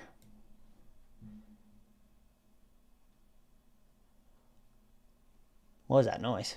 Did you guys hear that noise? I've never streamed before, so I'm always curious what the noises I'm hearing are. Yeah, so the dual motor version, I'm going to test, and I'm just curious to see how stable it is at the higher speeds, and if like the same frame that was designed for a single motor scooter can actually accommodate dual motors. Thanks to my e-scooter, I only take 2 trains to work as opposed to 2 trains, 1 ferry, 1 bus. Dang, that's crazy. Where do you live? Hey, I got a Varla Eagle One V2 and love it. What would you recommend if I were to upgrade from that to something around 2,000 to 2,500? Um, I think you'd feel a big upgrade going to like the Max Fun 10 Pro, um, a Nami Klima. If you're willing to go up to like 2,700, getting a Nami Bernie, they're like 27, $2,800 right now, and that thing will blow you away. Um, Gosh, I'm blanking on scooters right now. We were just looking at the Roadrunner RS5. I think that'd be a good upgrade. Let's see. Is Sweaty Squint still in the chat? We're gonna look at the Karoma C1. Let's see. Karoma C1. $600. Yeah, this just looks like a pretty standard. It's probably just a rebranded Chinese scooter. Um, I would generally be skeptical of brands like this, especially when you can get really great scooters for $600. When Niu and Segway both make scooters in this price range, it's hard to recommend anything else because they are established brands with good track records. I guess that would be my opinion of it. The video uploaded of the Bernie to single track riding. You're welcome to watch in the background if you want. Yeah, if you want to, what's your channel called? Check it out for a second. I live in New York City, but my workplace is on the extreme opposite side through 2 boroughs and over 2 rivers. Sheesh. It's for $500 on Amazon. Yeah, I think if you're shopping on Amazon, oops, I'm used to it defaulting to Amazon. Amazon. I mean, like you can get a new KQi 3 Pro for under 500 right now. Yeah, just a little over 500. Like 529. The fact that you get this scooter for the same price as that other one, I think, to me, is a no-brainer. I think that this is just one of the best scooters at the price, or like an F2, like a Segway F2. Yeah, Segway F2 is 500 bucks right now. The F2 Pro. Oh, did they discontinue the F2 Pro on Amazon? What are your thoughts on the Solar P1 3.0? Looking to get one as an entry to scootering. So I rode the P1, and I think it was the 3.0.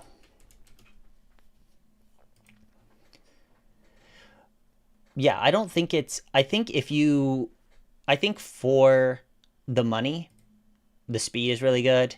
I think if you care about performance, then it's hard to beat that. I do think it has a little bit of an outdated design. The suspension is not amazing. Don't love the telescoping bars, but if it's your first scooter and you don't have any frame of reference, then and you want to be able to eventually ride 40 miles an hour, this is like probably the cheapest way to do it from like a reputable brand. Um, and I guess also if you're a shorter rider, then you might appreciate the telescoping bars. But I definitely wouldn't say that Solar is like one of my favorite brands. I do think that they're priced accordingly. Like I do think the price is reasonable. But beyond that, I think that there are nicer designs on the market for just a little bit more money. The Burn E is available for $2,400 from Wilson Rides. Yeah, the Bernie is great if you can find a good deal on it. Here, let me clear some of these tabs out. It's getting it's getting excessive. Lots of good tangents though. Lots of good tangents. It's appreciate you guys tuning in. This is fun. I love talking scooters. Um, Wilson Rides. Oh, I assume this isn't what you're talking about. Providing safe and reliable transportation for older adults in Wilson County, Tennessee.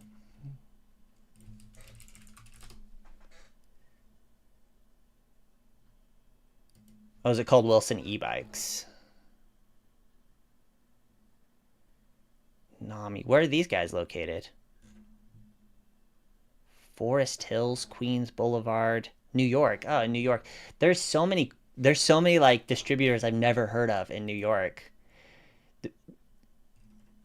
The New York people, are there a ton of scooters? Does everyone commute on scooters and e-bikes and stuff? Let's see. Can I search? Burn E. Across 3 cities while on the train and get from one city to the other on my e-scooter for 6 miles each way. That's nuts. You New York people are crazy. I can't, I've never lived in a scenario like that. I can't even imagine. I'm interested in seeing more thoughts on the Nami Superstellar. Barely seeing anyone really talking about it. I think the reason that it doesn't get a lot of mentions is that, um, especially from like reviewers and stuff, is that there's not really a super well-known distributor for it. Like there's Wired Rides, but I don't know what kind of inventory they have. Nami Superstellar. Oh yeah, they do. The Bernie's 2400. Nami Superstellar. Yeah, I mean it. If it's anything like it looks like it's the Klima with just some scaled down suspension. If it's anything like the Klima, I'm sure it's great. 35 miles an hour, 47 miles of range. Seems really reasonable. Excuse me, sorry about that. New is hard to beat the KQI 100p for the money. I got mine on discount for 250 with the 20% coupon from Kohl's. Crazy. Wait, you bought a scooter at Kohl's? That's awesome. Kohl's just has everything. Yeah, but it is hard to beat for the money. Like if you can find it for under 400, I think that is one of the best, if not the best scooter at the price. I'm liking the live stream vibes. Yeah, thanks for hanging out, LL. Wilson e-bikes. Yeah, yeah. Okay, we found it. What's a good starter scooter? Because I've never owned one before. I would say anything from Segway and New. Those are like my two go-to starter brands. I mean, again, no paid promotion here. This is just strictly just from all the scooters I've ridden. They develop their own scooters. They do all their own testing. They do all their own R&D. They're not just like bringing stuff in from Chinese factories and rebranding it. And so I think that, and their prices are reasonable. The prices are super competitive because they can operate at a larger scale. And so even if it costs more to make their products, they can sell more units, and so you get a better price for it. New York is full of e-scooters, e-bikes. I encounter all day, all day. I encounter all day, any day when I ride. It's very new. Apollo Phantom Stellar is looking fire too. Yeah, that might be the way to go on this. Like once the Stellar comes out, that might be. I'm not sure if they released the price on that, but like if it legit does a 0 to 30 in 4 seconds and top speed of 53, then like, and they can keep it under 3,000, then yes, they're competing really well. I think it's the base model that's a little iffy on the price, but I will be getting it in stock. Not in stock, but I will be getting a model to try out soon here. So I am curious to see if it lives up to the hype or not. If the cable brakes are as bad as everyone's making it sound.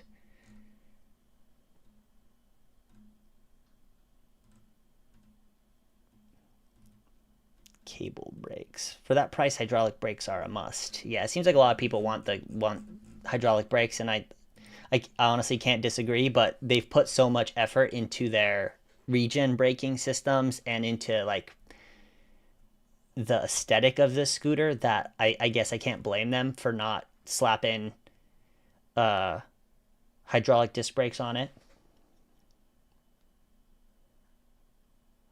Yeah, Segway F2. So like the base F2 or the F2 Pro, or if you can find like at a local big box store, they'll have like similar models that have a different name. So like if you go to Costco or Sam's or something like that, like they'll have, it'll be called like the F30 or the F something else, but it'll be very similar to that. Um, but if like I think you can pick up a lot of good entry level scooters at Best Buy if you're wanting to purchase from a store, or on Amazon. They have all those models on Amazon. The final production model would be black.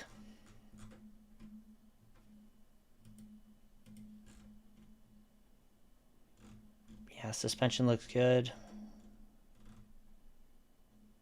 Yeah, again, we'll just have to see. Once I get on this thing, it'll be should immediately be able to tell if it's worth the money. I was really hoping they would come in under that $2,000 mark, but we'll see. Oh, look. Oh, here's the Stellar right here. 3,500. Ooh, that's really steep. That's tough. That's a tough sell for me. Unless this is really good, and then I go, okay, the Stellar will be worth it. But I was hoping that this would come in under that $3,000 mark. The Phantom 2.0 goes 44 miles an hour, twin 1750-watt motors. Oh, that's the peak power.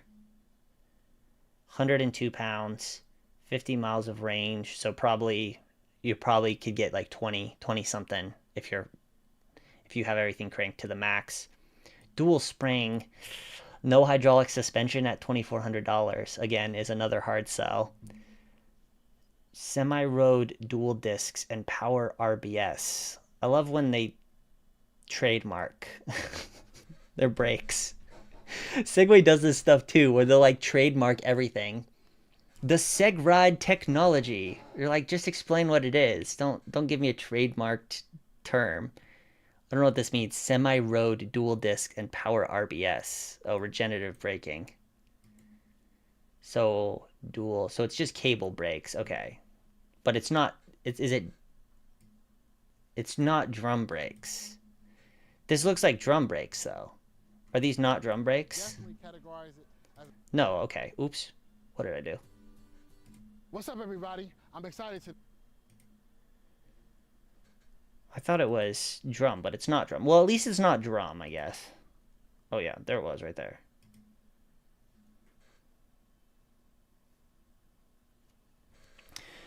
Regen has gotten so good you don't need the disc that much unless you're stopping hard at all times. Regen is the way to go, and in college it's healthier for the battery to use regen.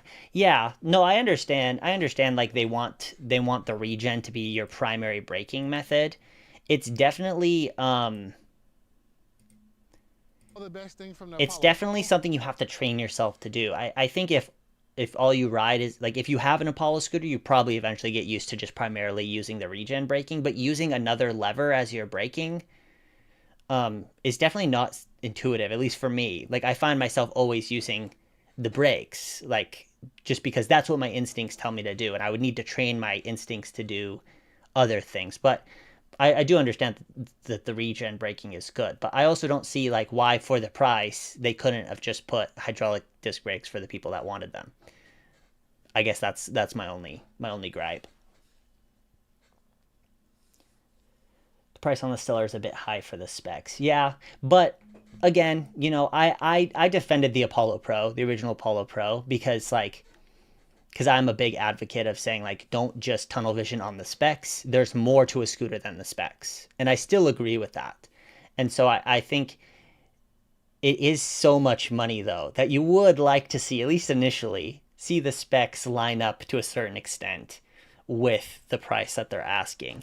But the Apollo Pro was a scooter that I got on it and I was like, would I personally buy one?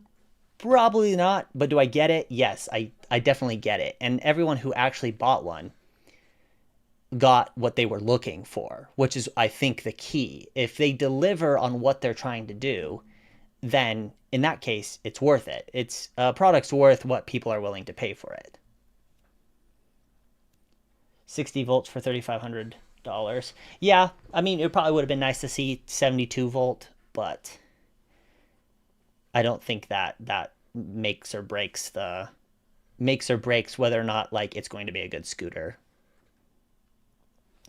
The regen lever of my VX4 after unadjusting the disc brake feels much more natural than the Apollo Go's dedicated regen thumb throttle. Yeah, VMAX has some good regen braking. Who else has some good regen braking? No, I mean the new has some good regen braking. Like I think there's lots of good brands with good regen braking. It's definitely not Apollo that has like the monopoly on having good regen, but they're the ones that I feel like have embraced it the most, like with that dedicated, throttle and like literally going, hey, we're not going to put super high end brakes on this because we want you guys to use the regen. I don't think I've seen any other brand embrace it as much as Apollo does. Recently got the Invanti E30 from Amazon. You guys teach me about new brands every single day. I always see comments about brands like, what do you think of this brand? I'm like, I've never heard of that brand in my life. There are so many brands. No wonder like the market is so diluted. Let's see.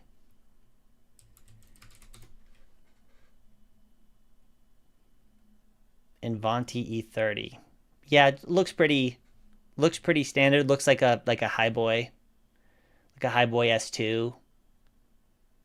Good. I mean, for the price, seems like the ratings are pretty good. Yeah, it's definitely. I think like as long as the thing doesn't snap in half, I think any of these entry level scooters are a good gateway into the scootering, and to see if you like actually like it. As long as like it doesn't have just completely shoddy parts.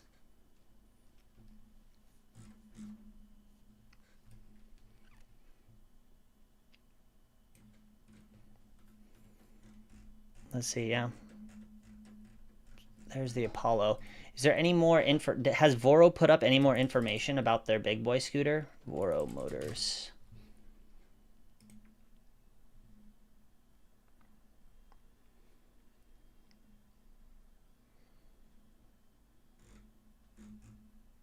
Power. Official e-scooter and bikes of Nitro Circus and Power Slap. What is Power Slap? I'm not seeing anything about their project scooter. What's it called? Project.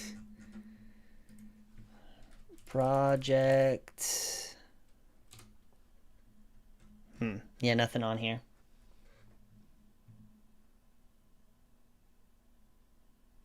Yeah, it was the first buy to literally see if I'd really enjoy the hobby. Yeah, I think that's the way to go. Like my first scooter was the Hover One Alpha. Hover One Alpha. And this thing, I wouldn't recommend this scooter to anyone, but it got me into scootering and like that. And then after that, I bought a Mantis, and then from there, I started recording my rides. And so yeah, anything that gets you into it, I think, is worth, because you'll know really fast if it's something you enjoy and if it's something you want to pursue more, because you'll start trying to justify buying a new one, like I did. I hear a lot of the same story, like the same process that I went through. Like, oh, I bought a cheap scooter, and in like 2 weeks, I was like, I guess I'm gonna spend $1,500 on a new one. That's like exactly what I did.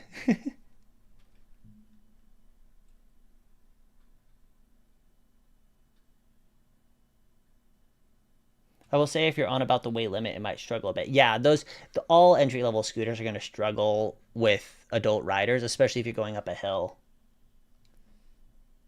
Oh, you were looking at the hover one. That's funny. Yeah, again, like it's a scooter, but like as soon as you run into any issues with it, you realize that it was never designed to be repaired. It's like these scooters are designed to be e-waste. You use them until they break and then you throw them away. And so like getting a scooter where you can actually repair it and you can actually put real mileage on it will be nice if you enjoy riding electric scooters.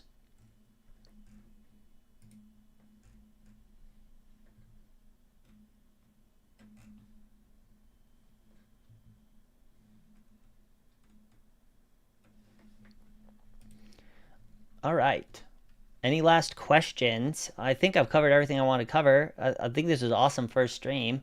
If you guys don't have any other questions, then I will wrap up, but I'll give you guys a second to ask any last things here.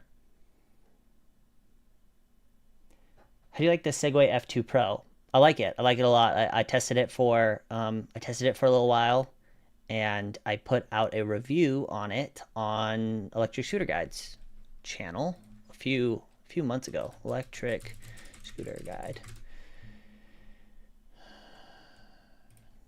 Let's see. F2 Pro. Yeah, I really liked the F2 Pro. I think it was great. I think it's a great cheaper alternative to the Max G2. Let me skip this here. Now we're getting scooter ads. This is a year ago. I think I was pretty fat. Yeah, I was looking a little chubba in this one.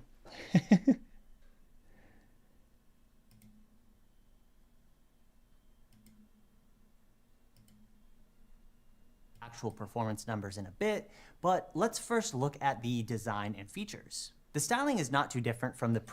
Yeah, it's a good one. And if you don't have one, I don't know if you're looking at just buying one, but it could be worth to wait till the F3. I think the F3 is going to be a great scooter. That one looks super promising. But the F2 is a great scooter. I found my first e-scooter in a used car given to me to fix at my job. I found an M365 in the trunk, and that got me hooked on it. Oh, that's funny.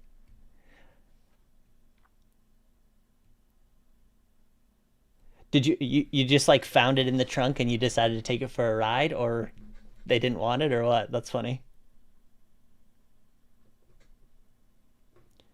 First minute asking for a Cyclone Pro. Are you asking me to buy you a Cyclone Pro, or you're asking me to look at it?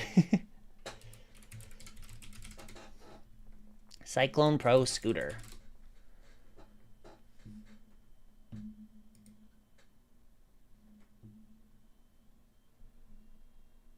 Is this Australian dollars? We got the Australia people up. This is Sunday morning for you guys.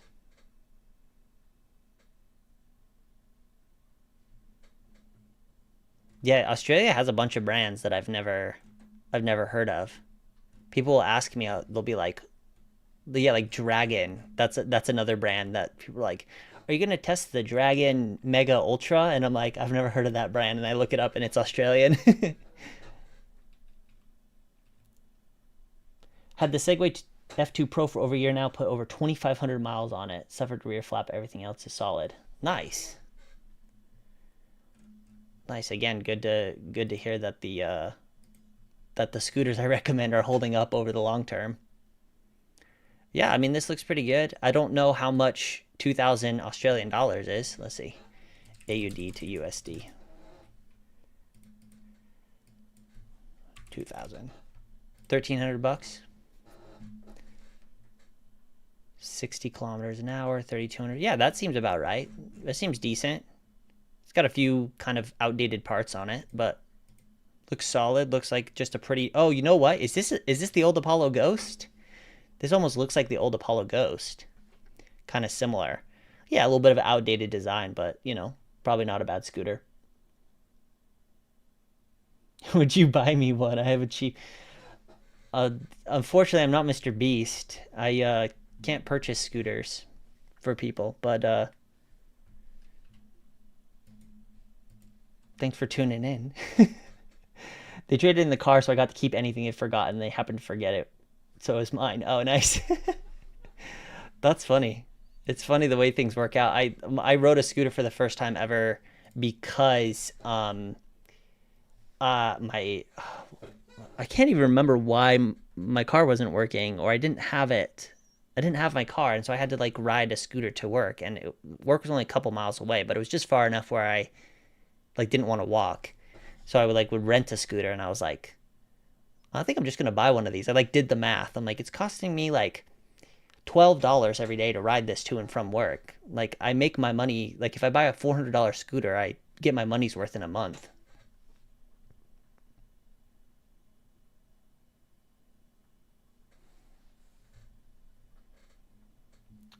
But yeah, thanks guys for tuning in. 2 hour stream, that's pretty good. Pretty have. What's up? I'm new to this world for Valentine's Day. I brought myself and my wife, and they're so nice. Yeah, nice Mythic. Yeah, I'm glad you enjoy scooters. Yeah, it's a good. I think any excuse to get into it is is good, and they're fun to cruise around. And if you have someone you can ride with, that's a ton of fun. But anyway, thanks so much for tuning in, guys. Appreciate it. I'd love to keep doing these regularly. So yeah, if you guys have any